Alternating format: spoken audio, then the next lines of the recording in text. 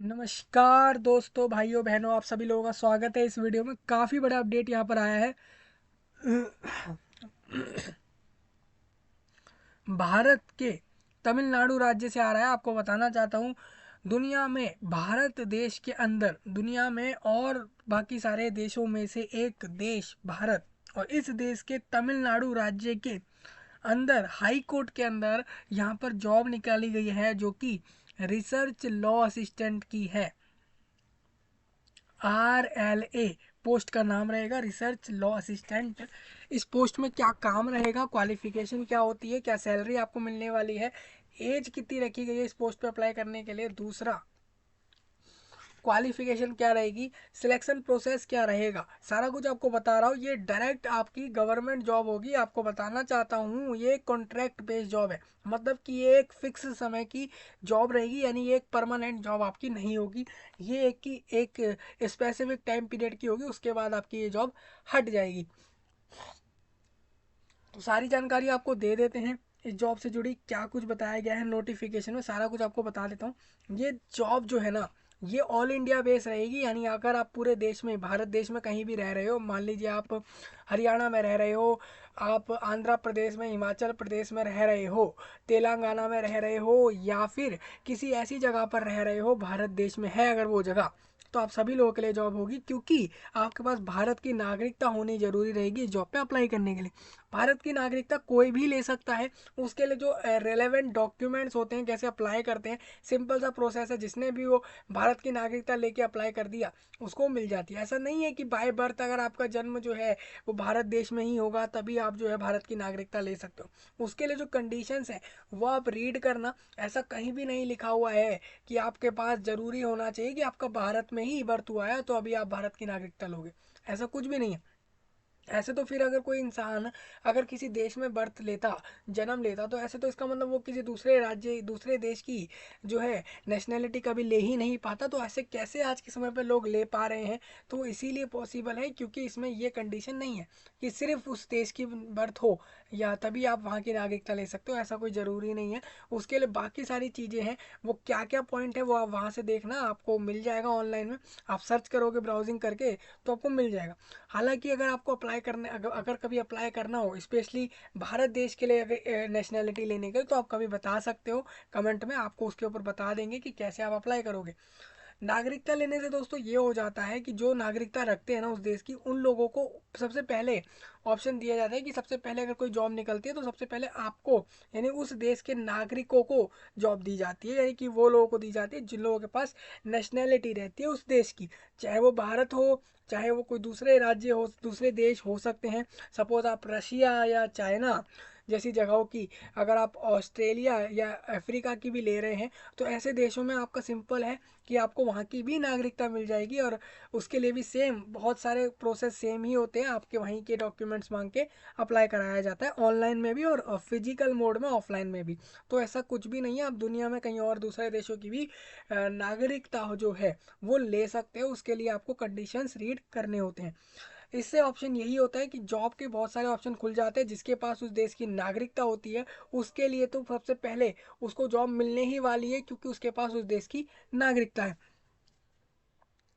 ये बात आपको समझ आ गई होगी, इसीलिए मैंने बताया है। क्योंकि जॉब ज़्यादातर वो नेशनैलिटी बेस पर निकाली जाती हैं। स्टेट लेवल पर भी कभी कभार जॉबें निकाली जाती हैं। तो ये जो जॉब रहेगी वो भारत देश के तमिलनाडु राज्य के अंदर हाई कोर्ट के अंदर रहेगी। जो कि एक तो मद्रास हाई कोर्ट है और दूसरा आपका जो है इसमें मदुरई, मदुरई बेंच है। यानी कि जो मद्रास हाई कोर्ट है उसी का एक सेकंड डिवीज़न। ये समझिए कि इन्होंने मद्रास हाई कोर्ट तो बनाया, इसके साथ साथ अब ये एरिया काफ़ी बड़ा है। इनको तमिलनाडु पूरे राज्य में इनको कोर्ट के हिसाब से जो कोर्ट केसेस संभालने हैं, वर्क करना है लोगों की सुविधाओं के लिए। तो इन्होंने, इनका एक जो है मदुरई नाम की जगह है तमिलनाडु में, मदुरई नाम की जगह पर भी इनका एक और कोर्ट है, हाई कोर्ट ही है, उसी का एक डिवीज़न है। और ये मद्रास हाई कोर्ट का ही बेंच है। मतलब कि मदुरई बेंच जो बनाया गया ना, ये जो बनाया गया वो मद्रास हाई कोर्ट के बिहाफ पर ही है। ठीक है। अभी इसमें मैं आपको बता दूं तो इस राज्य में अभी आप देखें तो इस कोर्ट के अंदर कितनी वैकेंसी निकाली गई है, 75। आप ध्यान से सुनो, ये 75 वैकेंसी निकाली है, पूरे देश से ले लिया जाएगा लोगों को। समझिए, जॉब तो रहेगी तमिलनाडु के हाई कोर्ट में, चाहे वो आपका मद्रास हाई कोर्ट हो या फिर आपका मदुरई, अभी आपको दिख रहा होगा स्क्रीन पे मदुरई बेंच दिख रहा होगा, ये हो। तो इन दोनों में से किसी भी जगह आपकी पोस्टिंग हो सकती है, लेकिन वो दोनों मतलब आप समझिए तमिलनाडु राज्य में ही होगी, दूसरे राज्यों में नहीं होगी। लेकिन आप अगर चाहते हैं तो दुनिया में अगर आप मान लीजिए भारत देश में कहीं रह रहे हैं, तो आप यहाँ पर आके इस जॉब को ले सकते हैं।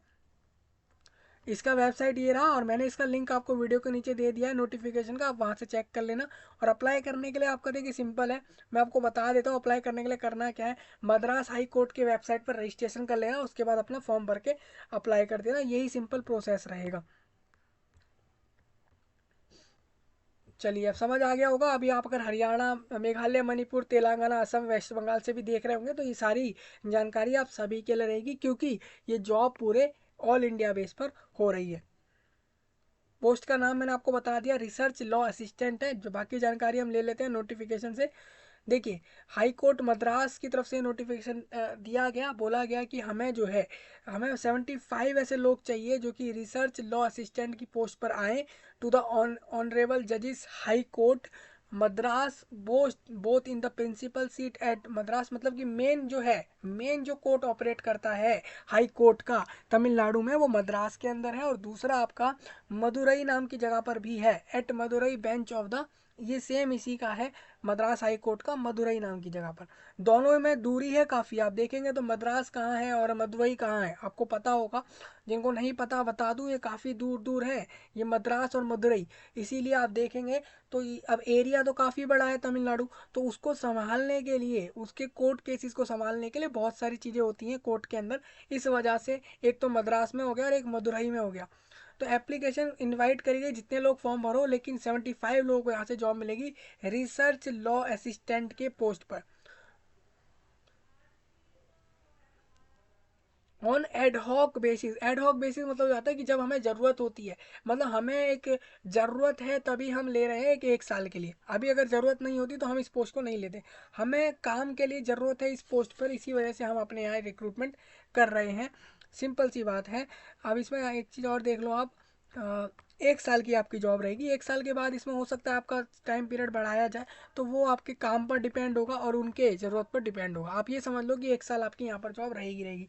तो स्पेशली अगर आप दूसरे राज्य से फॉर्म भर रहे हैं तो मैं आपको ये प्रेफर करूँगा कि आप इस जॉब पे मत भरो। क्यों मत भरो? क्योंकि और जॉबें आ रखी हैं, आप वहाँ भर दो, क्योंकि आप अगर सेम राज्य को छोड़ के दूसरे राज्य में जा रहे हो जॉब लेने और 1 साल बाद फिर अपने वापस आ रहे हो, तो कोई फ़ायदा नहीं है। 1 साल पता भी नहीं लगेगा आपको कहाँ जा रहा है वो समय। और ऐसे ही अगर आप जॉब कर रहे हो तो बेसिकली आपको वहाँ से पता नहीं लगने वाला समय। इसीलिए मैं बता रहा हूँ कि ये जो 1 साल का काम है, अब ये अगर ये परमानेंट होता तो मैं कहता कि आप सजेस्ट करता कि आप लोग जाओ, लेकिन अभी आप मत जाओ। अभी आप इस जॉब को सेम राज्य वाले जो तमिलनाडु वाले देख रहे हो वो लोग जरूर ले लो, क्योंकि आप ही के राज्य में जॉब है, तो आप वहीं के वहीं जाकर अपनी जॉब को ले सकते हो। भले ही आप कितना भी दूर रहते हो मद्रास से और मदुरई से, तमिलनाडु में रह रहे हो, तो आप इस जॉब को जरूर लो। अब मैं एक और चीज़ इसमें आगे बताता हूँ, क्लियर करता हूँ।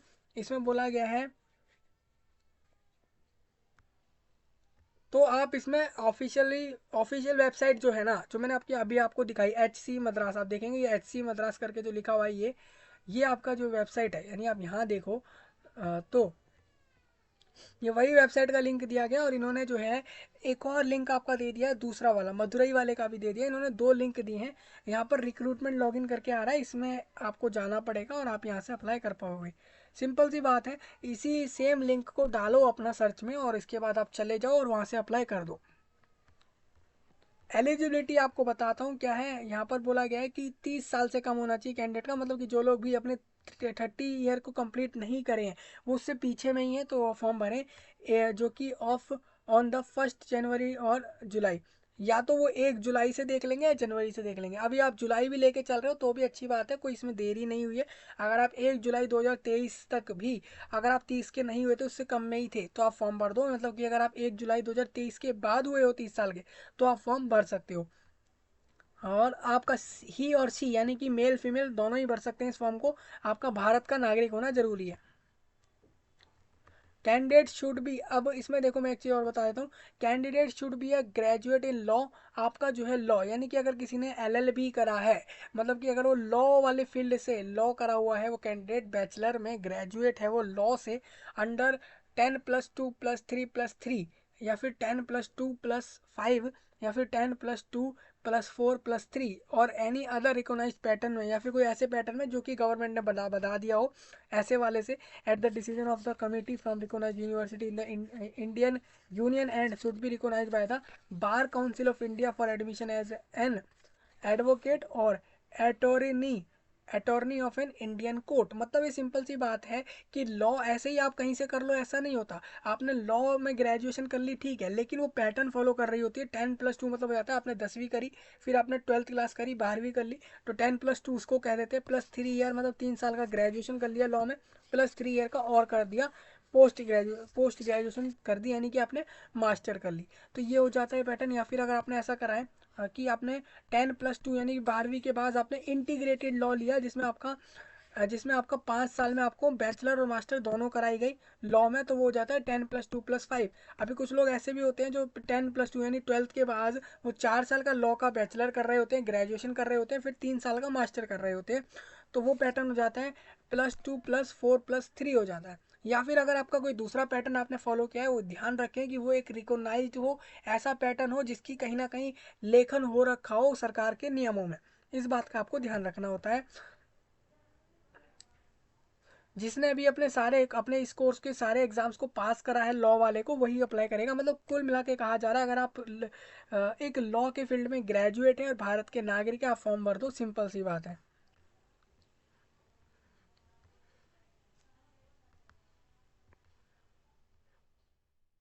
Only candidate who have obtained their law degree not earlier than 5 years as on the date of notification। जिन लोगों को डिग्री मिल चुकी है वो लोग ही फॉर्म भरेंगे। मतलब कि वो लोग जिनकी अभी डिग्री वेटिंग में है, वो लोग फॉर्म मत भरना है, क्योंकि अभी आपकी डिग्री आपके पास नहीं है।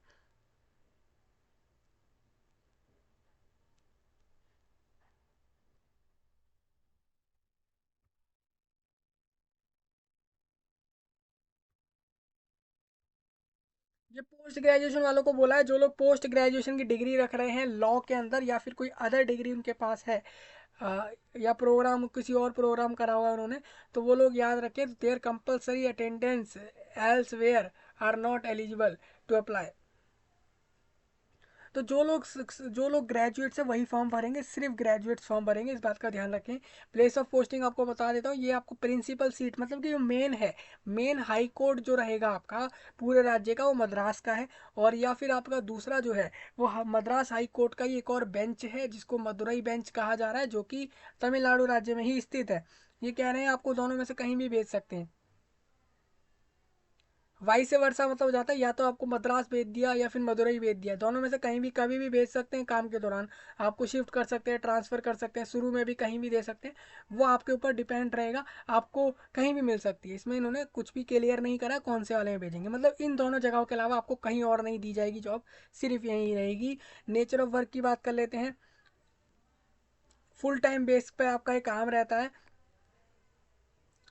ये एक्सपेक्ट किया जाता है टू असिस्ट देयर ऑनरेबल जजेस not only in judicial work but in administrative work as well. The duties and responsibility of a law clerk will include.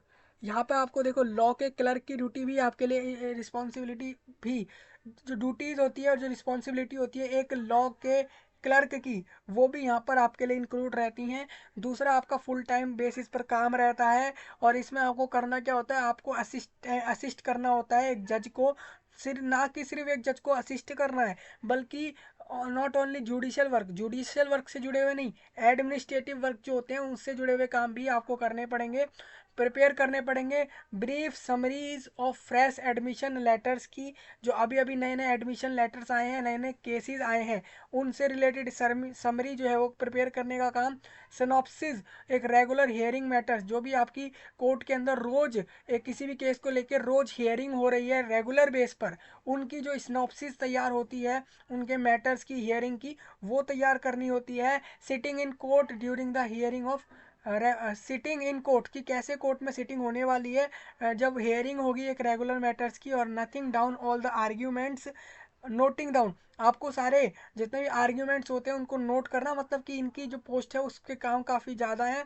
Carrying out research work, आपको research करना है क्या सारे work पर, और assist करना है, असिस्टिंग द जज in preparation of draft judgment, जब जज आपके जो कोर्ट के जज होंगे वो जब एक जजमेंट का ड्राफ्ट बना रहे होंगे, तैयार कर रहे होंगे, तो उसमें आपको उनको असिस्ट करना है, रिसर्च कर करके बताना है, उनकी मदद करनी है जज की। दूसरा, असिस्टिंग द जज इन प्रिपेयरिंग स्पीचेस, जब जज को कोई स्पीच प्रिपेयर करना है तो उसके रिगार्डिंग भी आप उसको उनको असिस्ट करोगे। अकेडमिक पेपर्स के वर्क भी आप करोगे। Preparing hand note of the judgment, आपको हाथ से लिख के नोट भी बनाने पड़ सकते हैं जजमेंट के। ऑथर्ड बाय द जज इफ रिक्वायर्ड, अगर ज़रूरत पड़े तो। ये इतने सारे काम आपको जो दिखाए जा रहे हैं, और अगर जज कोई अलग भी कोई काम कहते हैं तो वो भी आपको करना पड़ सकता है। In addition a law clerk attached with the, और ऊपर से सुपरवाइजिंग अथॉरिटी जो है वो आपको जो काम कह रही है वो भी आपको करने पड़ सकते हैं। तो कितने सारे काम आपको दिख रहे हैं, यही आपके काम होंगे। इन्होंने बता दिए कि कौन कौन से काम आपको यहाँ पे करने पड़ेंगे। दूसरा, हम आगे बढ़ते हैं। डिस्क्वालिफिकेशन, ये कह रहे हैं कि डिस्क्वालिफिकेशन किस किस केस में हो सकती है आपकी। उस केस में हो सकती है,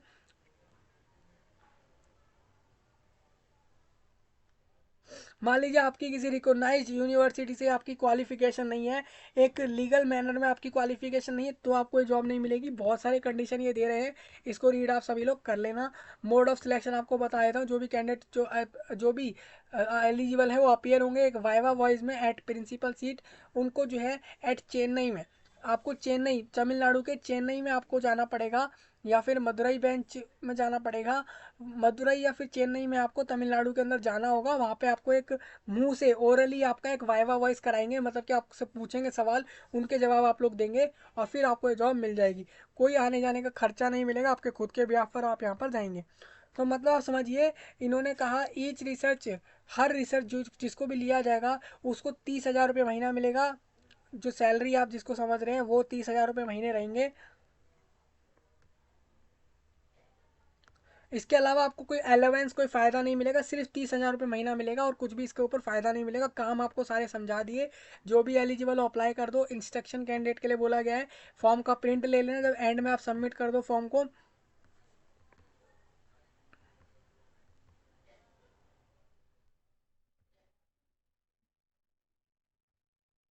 सिर्फ मद्रास हाई कोर्ट के वेबसाइट से ही फॉर्म जो है अप्लाई होगा।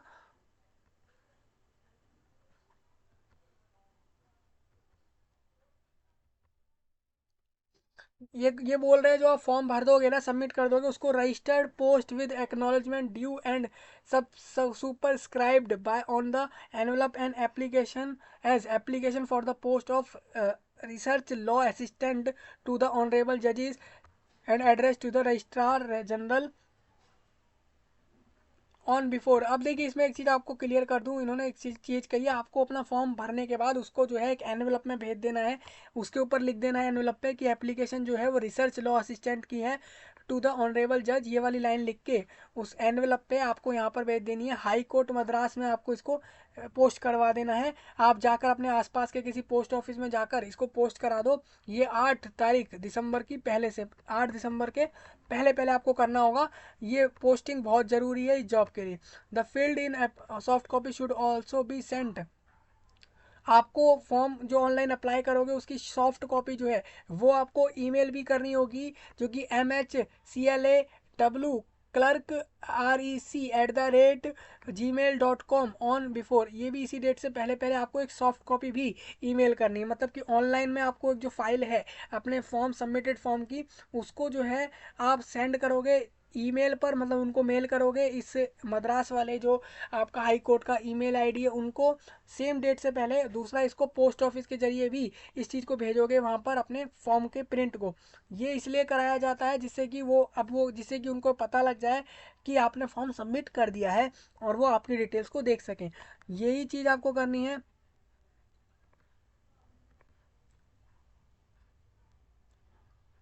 ऑन और बिफोर,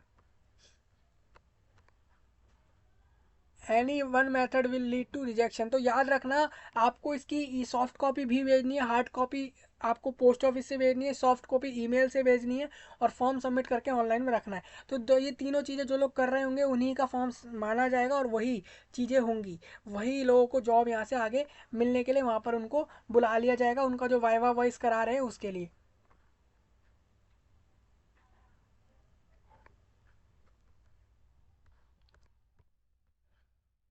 तो ये चीज़ सभी लोग ध्यान रखें, जो लोग ये प्रोसेस फॉलो कर रहे हैं, जो लोग इसी तरीके से अप्लाई करेंगे और ऐसा ही प्रोसेस फॉलो करेंगे, उन्हीं को लिया जाएगा। यहाँ से आपको दिख रहा होगा। तो देखिए, ये थी सारी जानकारियाँ, आप देख सकते हैं मैंने सारा नोटिफिकेशन बता दिया, बहुत ही छोटी सी डिटेल थी। इन्होंने सिलेक्शन प्रोसेस में सिंपल बोला, एक हम आपसे ओरल टेस्ट आप कह लो, वाइवा वाइज उसको कह दिया जाता है, आपसे सवाल पूछे जाएंगे, आपको उनके आंसर्स देने हैं, उसके बिहाफ पर ये आपको वहाँ पे जॉब पे रख लेंगे। जो लोग सही से नहीं दे पाते हैं उनको जॉब हो सकता है ना मिले। आपको करना क्या है, तमिलनाडु राज्य के चेन्नई के अंदर या फिर आपको मदुरई नाम की जगह पर जाना होगा, और वहाँ पर जाकर उनके कोर्ट के वहाँ पर जो है वहाँ पर जाके आपको एक वाइवा वॉइस आपको देकर आना है। वो आपको वाइवा वॉइस के जरिए ही आपको सिलेक्ट करके जॉब दे देंगे। जिन लोगों का अच्छा नहीं होगा उनको जॉब नहीं मिलेगी, जिनका सही जाएगा उनको मिल जाएगी। 75 लोगों को यहाँ से जॉब मिलेगी। रिसर्च लॉ असिस्टेंट की 30,000 रुपये महीना सैलरी है। इसके अलावा इन्होंने ये भी बताया कि और इसके अलावा कुछ फ़ायदे नहीं है, काम मैंने आपको सारे बता दिए हैं। सिलेबस इसमें कुछ भी नहीं है, सिलेबस सिर्फ आपने जो ग्रेजुएशन पढ़ी हुई है, अपनी ग्रेजुएशन लॉ में करी है, वहीं तक का सिलेबस आप अच्छे से देख लेना। अपने जो भी आपने कोर्स ड्यूरेशन में करा था उसको एक बार थोड़ा अच्छे से देख लेना, थोड़ा एडवांस लेवल का देखना, बस इतना आप कर लेते हो तो आपका ये एग्ज़ाम निकल ये हो जाएगा, वाइवा वॉइस का टेस्ट, और आपको फाइनली यहाँ से जॉब मिल जाएगी। ऑल इंडिया मैंने बोला है, यानी कि अगर आप दूसरे राज्य से हो तब भी आप इसमें फॉर्म भर सकते हो, जॉब को ले सकते हो, लेकिन आपको जॉब मिलेगी तमिलनाडु राज्य में। सारी बातें समझ आ रही होंगी। गवर्नमेंट जॉब है, हालांकि इसमें कोई फ़ायदे नहीं दे रहे हैं आपको। इस क्यों नहीं दे रहे, क्योंकि ये आपको कॉन्ट्रैक्ट बेस पे ले रहे हैं। इन्होंने सिंपल सी बात कही है कि हमें कॉन्ट्रैक्ट यही है आपका कि 1 साल आपको काम करना है, आगे ये अपनी रिक्वायरमेंट के बेस पे उसको और बढ़ा सकते हैं, वो इनकी ज़रूरत रहेगी। तो जिन लोगों को सही लग रही है उस जॉब पे अप्लाई कर देना, मैंने लिंक आपको वीडियो के नीचे दे दिया है। आप इस वीडियो को पूरे देश में फैला दो, भारत देश में। अगर आपको कुछ इसमें ऐसा लगा हो, ना समझ आया हो, ज़रूर बताओ, वीडियो के नीचे कमेंट बॉक्स में आपको बता सकते हैं आप, जो भी लोग आपको कुछ भी समझ नहीं आया हो। चलिए, आपसे मिलते हैं नई वीडियो में, तब तक के लिए आप सभी का धन्यवाद।